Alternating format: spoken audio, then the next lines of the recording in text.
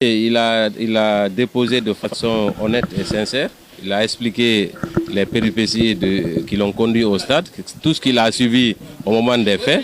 Bon, je comprends le désarroi de la défense qui essaye tant bien que mal de s'en sortir à travers des questions parfois qui n'ont même pas lieu d'être.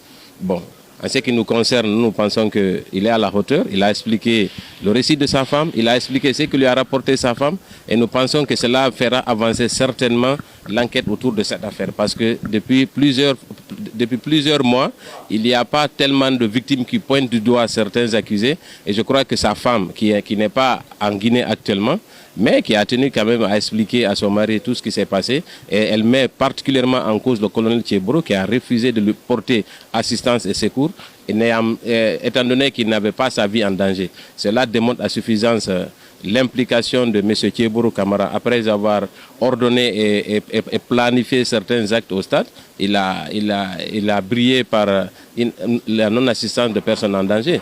Donc aujourd'hui, je crois que le colonel Tchéboro devait revenir à la raison et avouer tous les crimes qu'il a commis. Écoutez, une partie civile qui est à la barre peut d'abord expliquer ce qu'elle a vécu, rapporter tout fait qui lui a été porté à la connaissance. Donc aujourd'hui, ce n'est pas interdit pour Ben Sekou, par exemple, de rapporter les faits qui ont été commis, surtout sur sa femme. Aujourd'hui, si sa femme décide de venir témoigner, si elle se sent suffisamment en sécurité en Guinée pour venir témoigner, c'est libre à elle de le faire, mais on ne peut pas la contraindre à venir dès lors qu'elle peut se consulter partie civile et ne pas comparaître à la barre. Parce qu'à cette barre, ce n'est pas dit que c'est toutes les parties civiles qui sont consultées qui vont venir témoigner. C'est d'abord une démarche personnelle qu'elles doivent adopter pour venir expliquer les récits. Sinon, elle peut bien faire une déclaration de constitution de partie civile à travers sa signature ou alors à celle de ses avocats. Donc il n'y a pas de débat à ce niveau. Elle n'est pas considérée comme étant un témoin.